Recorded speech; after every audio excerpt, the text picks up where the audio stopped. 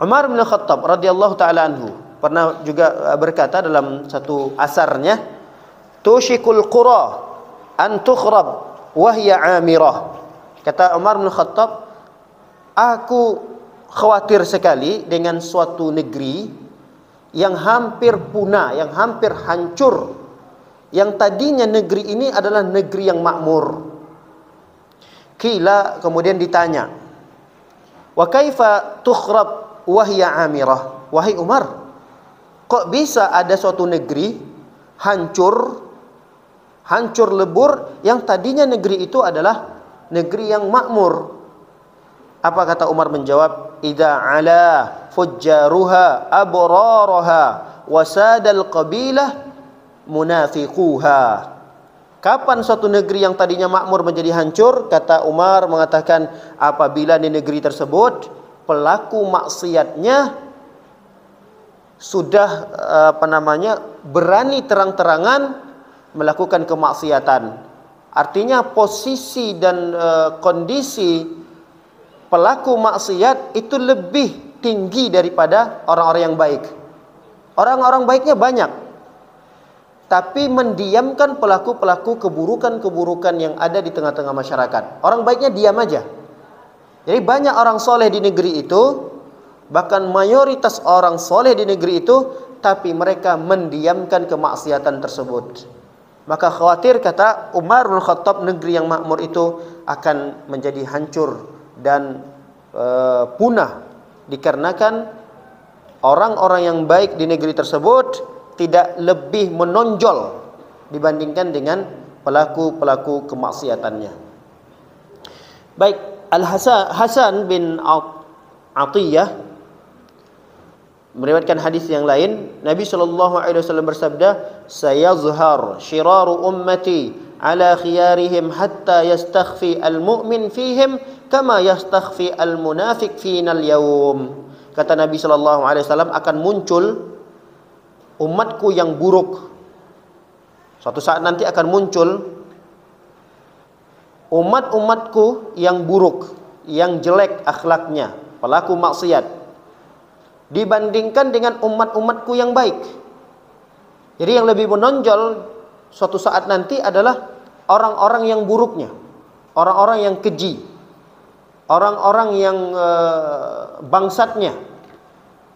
Itu akan lebih menonjol dari umat Nabi sallallahu alaihi wasallam daripada umat Nabi yang soleh, yang baik. Dan itu bisa jadi terjadi di zaman kita.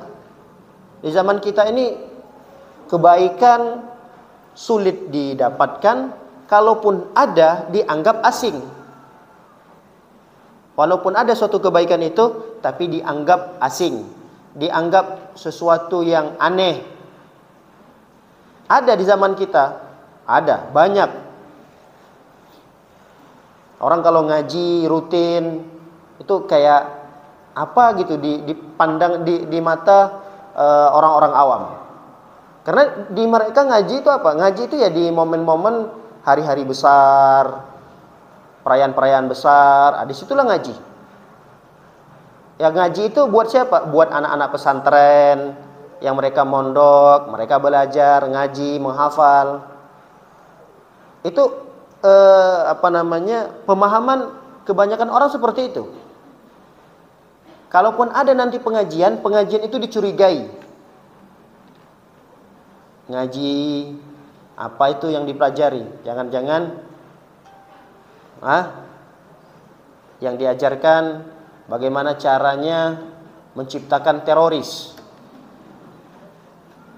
Jangan-jangan yang diajarkan itu perkara-perkara yang menyimpang, yang menyesatkan. Banyak tuduhan-tuduhan seperti itu ada. Tapi kadang-kadang tuduhan itu ada benarnya karena memang ada, ya Allah alam bisawab, memang ada orang-orang yang person lah ya, kita perorangan yang terdapat, yang kedapatan oleh polisi, memang mereka itu ternyata terindikasi kepada teroris. Kemarin 2 hari yang lalu saya dapat info dari teman di Jambi, ketika ngobrol-ngobrol, Ustadz, 2 hari yang lalu ada beberapa kepolisian yang datang ke pondok kami, di tempat kami ngaji di masjid ini, karena mereka nangkap 3 orang. 3 orang yang ditangkap itu, dan mereka bersaksi dan memberikan kesaksian, memberikan penjelasan bahwa kami ini ngaji bertiga di masjid fulan itu. Ternyata masjid fulan yang disebutkan itu adalah masjid yang aktif, yang menghidupkan, memakmurkan dengan kajian-kajian. Akhirnya masjid itu tertuduhlah mengajarkan teroris. Padahal yang ditangkap itu 3 orang. Dari sekian banyaknya yang ngaji, kita kan nggak kenal satu persatu yang hadir itu. Apakah benar dia datang itu benar untuk ngaji? Apakah dia datang itu hanya sekedar untuk mencari komunitas? Kita nggak tahu, kita nggak kenal satu persatu yang datang itu siapa. Tapi memang ada 3 orang yang ditangkap itu yang dia memberikan kesaksian kepada polisi bahwa kami sering ngajinya di tempat ini. Nah, inilah bahayanya. Kadang-kadang ya kita tentu harus berikan penjelasan ini kepada para aparat kita bahwa kajian kita terbuka, kajian kita direkam, kajian kita tidak ada sembunyi-sembunyi. Kalau ada yang keliru, kalau ada yang salah, silahkan dikoreksi. Apalagi kita model kajiannya tidak privat, kita tidak sembunyi-sembunyi. Bahkan ada sebagian masjid itu memang direkam kajiannya, bahkan di live, supaya memang tahu bahwa kajian kita ini tidak mengajarkan sesuatu yang aneh. Alhamdulillah ketika diberikan penjelasan oleh pengurus masjidnya, panitia-panitianya, alhamdulillah pihak aparatnya merasa puas dengan penjelasan tersebut, dan tidak ada kaitannya teroris itu dengan kajian-kajian yang ada di masjid tersebut. Nah, ini kadang-kadang ada hal-hal yang seperti itu. Ketika ada orang yang rajin, rutin ngajinya, ada saja tuduhan yang didapatkan. Nah, itu terjadi di zaman kita ini, masya Allah. Itu kita dapatkan. Makanya kata Nabi SAW, suatu ketika dari umatku nanti itu yang lebih menonjol, yang lebih tampak di tengah-tengah masyarakat adalah orang-orang buruknya. Bahkan keburukan-keburukan yang ada di masyarakat itu sudah tidak dianggap buruk lagi. Sudah dianggap seperti budaya yang harus dilestarikan. Padahal itu buruk. Padahal itu adalah pelanggaran dalam syariat kita. Tapi karena itu sudah menjadi darah daging di tengah-tengah masyarakat, dianggaplah sebagai budaya. Baik, para hadirin melakukan oleh Allah Subhanahu wa taala, kita lanjutkan hadisnya. Kata Nabi sallallahu alaihi wasallam, di hari tersebut atau di masa itu, orang mukmin dia sembunyi. Dia tidak menonjol. Orang-orang yang beriman yang baiknya tidak menonjol. Dia ada di belakang layar. Sebagaimana orang-orang munafik ketika itu bersembunyi di zaman Nabi sallallahu alaihi wasallam. Jadi orang mukmin nanti tiba suatu masa mereka itu bersembunyi, tidak menampakkan kesolehannya, tidak menampakkan kebaikannya, sebagaimana orang-orang munafik yang mereka menyembunyikan kemunafikannya di tengah-tengah para sahabat Nabi sallallahu alaihi wasallam. Di zaman Nabi banyak atau tidak orang munafik? Banyak sekali. Pernah suatu ketika Nabi sallallahu alaihi wasallam keluar berperang 1000 orang, 300 orang mundur. Itu kan jumlah yang sangat banyak sekali. Sangat banyak sekali. Dan kemunafikan yang ada di zaman Nabi sallallahu alaihi wasallam itu tidak nampak. Kenapa tidak nampak? Karena mereka bisa menyembunyikan itu. Enggak tahu siapa orang munafiknya. Apakah ini, apakah fulan, apakah fulana, apakah fulana, kecuali orang-orang yang jelas, yang Rasul sallallahu alaihi wasallam mendapatkan wahyu tentang informasi mereka. Fulan hati-hati, dia munafik. Fulan munafik.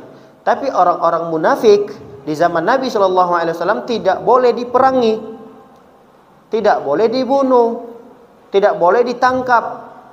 Orang-orang munafik di zaman Nabi tidak boleh disakiti. Kenapa? Karena itu akan menjadi senjata bagi orang-orang kafir untuk memfitnah dan menuduh Nabi sallallahu alaihi wasallam. Tuh, lihat Rasul kalian, Nabi kalian Muhammad itu, dia membunuh saudaranya sendiri. Dia membunuh sama kaum muslimin, dia menghukum kaum muslimin. Makanya orang-orang munafik Di zaman Nabi Shallallahu Alaihi Wasallam mereka bisa hidup dengan tenang di tengah-tengah para sahabat. Nah, begitulah kira-kira di zaman kita ini orang-orang baiknya lebih banyak diam. Orang baiknya lebih banyak melakukan kebaikan itu secara sendiri-sendiri. Hanya di rumah bersama keluarga, ngaji. Alhamdulillah adalah di antara ya kajian-kajian sunnah lah ya, orang-orang yang sering ngaji sunnah lah, mereka yang lebih semangat dalam berdakwah. Coba kita lihat dimanapun orang-orang yang sering ngaji sunnah, mereka lebih semangat di dalam menyampaikan kebaikan, meng-share kebaikan. Ada kajian di share, ada jadwal kajian di share, ada rangkuman kajian di share, ada nasihat-nasihat singkat dijadikan status. Kemudian ada perkataan ulama dijadikan status di medsosnya. Ini kan semangat ini tidak dimiliki kecuali orang-orang yang betul-betul dia paham, dia ngaji, benar-benar ngaji gitu. Selain nasihat itu terutama buat dirinya sendiri, buat keluarganya, dan dia juga bisa memberikan nasihat itu secara tidak langsung kepada orang lain. Bukan artinya kita ketika membuat suatu status yang nilai dakwah di dalamnya, bukan artinya kita lebih baik daripada orang yang membaca itu, tidak. Tidak, tapi kita ingin mengingatkan diri kita sendiri dan kita perbaiki niat kita. Benar-benar niat kita ini sama sekali tidak ingin dianggap saya ini orang baik loh, saya ini orang yang rajin ngaji loh. Bukan itu niat kita. Makanya kita perbaiki niat. Tatkala kita bikin status misalnya, yuk hadiri kajian, akan ada kajian besok ya, pukul sekian dan sekian, pematerinya si fulan, Ustadz fulan dan seterusnya.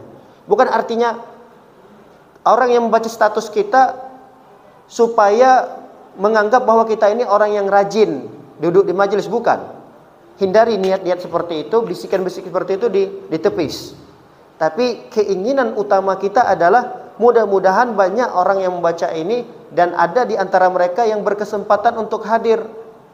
Persis besok itu waktunya kosong, dia bisa hadir ketika membaca informasi dari kita. Ini juga bagian daripada kebaikan yang kita share kepada orang lain. Nah, makanya semangat dakwah seperti ini hanya dimiliki oleh orang-orang yang sering dan rutin hadir ke kajian-kajian. Kalau orang-orang awam, apa status mereka? Orang awam, alhamdulillah hari ini bisa mampir makan bakso. Jepret itu foto bakso, ada sambalnya, ada sausnya. Kemudian di sampingnya ada teh dinginnya. Nggak ada nilai dakwanya. Nggak ada. Kemudian apa statusnya lagi? Statusnya dia videoin anaknya sedang joget-joget TikTok. Anak saya umur 2 tahun, alhamdulillah sudah bisa joget-joget. Hanya orang-orang yang Masya Allah yang sudah ngaji, paham itu. Dia daripada dia meng-share yang seperti itu, mending dia diam. Atau kalau memang dia tidak mau meng-share suatu kebaikan pada medsosnya, dia memilih untuk diam. Itu lebih baik bagi dia. Alhamdulillah. Artinya dia tidak memberikan perkara-perkara yang buruk yang dia tontonkan kepada orang lain, yang disaksikan oleh orang banyak, tidak. Dia lebih menutup diri. Cuma kalau kita hanya sekedar menutup diri, ini khawatir nanti kita masuk dalam kategori umat Nabi Shallallahu Alaihi Wasallam yang hanya berdiam diri, tidak ada usaha untuk membantu saudara-saudara kita, tetangga-tetangga kita untuk menjadi manusia yang lebih baik lagi. Kita harus ada usaha, minimal kepada orang terdekat kita, kepada keluarga kita, kepada anak kita, kepada tetangga kita. Kalau kata orang Bekasi, jangan diam bae.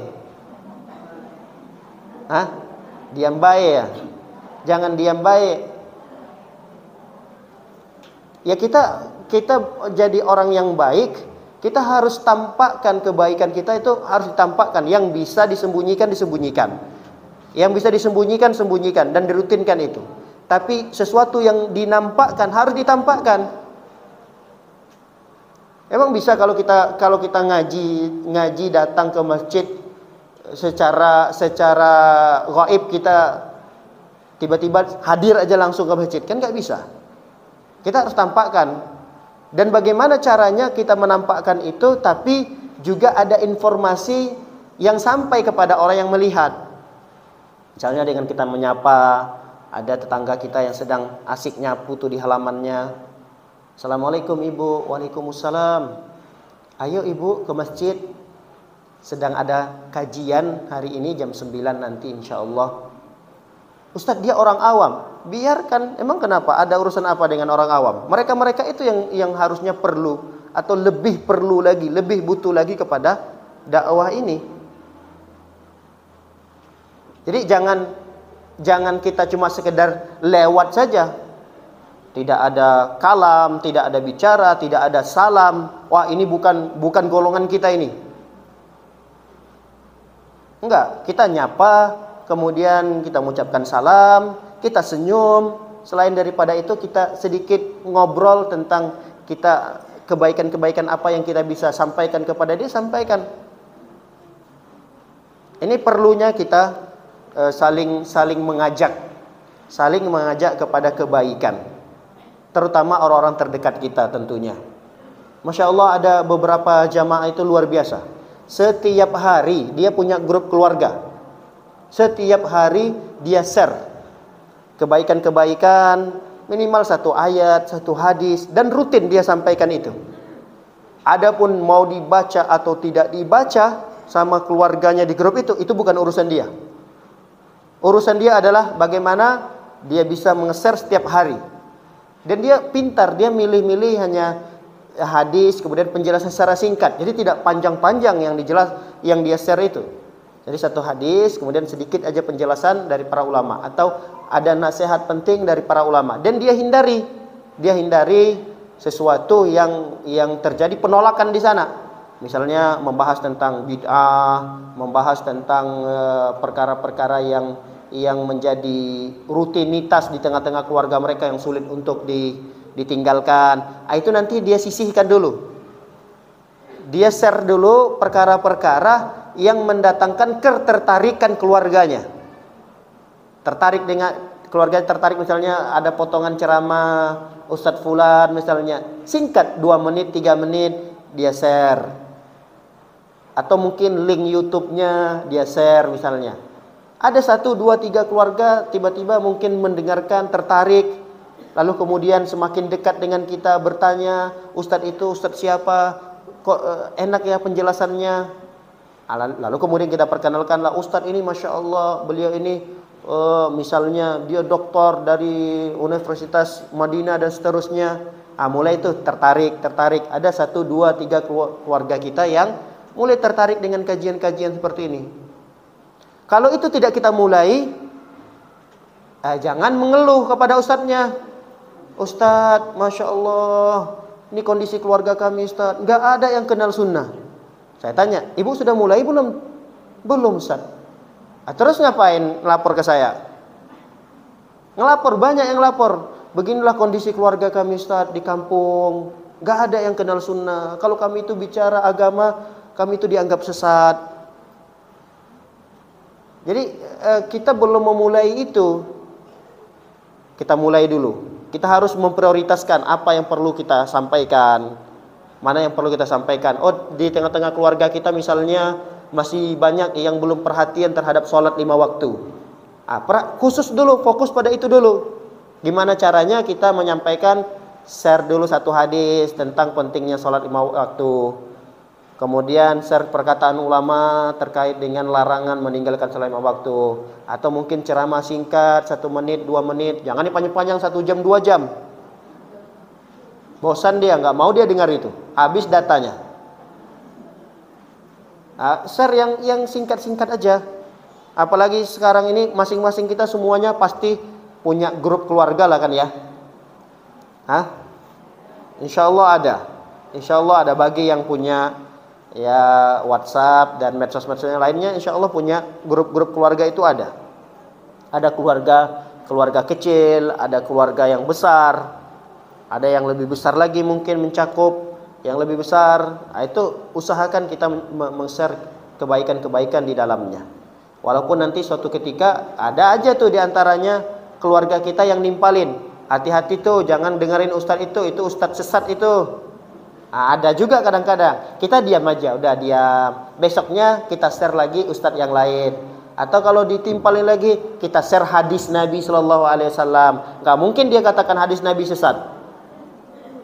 Gak mungkin, kecuali orang-orang yang menggunakan akal. Masuk akal nggak nih? Nah, kecuali yang lebih mengedepankan akal, baru dia tidak menerima hadis Nabi Shallallahu Alaihi Wasallam. Tapi orang-orang yang pada umumnya kalau dia disampaikan hadis Nabi, dia mesti harusnya akan mendengarkan dan patuh terhadap hadis tersebut.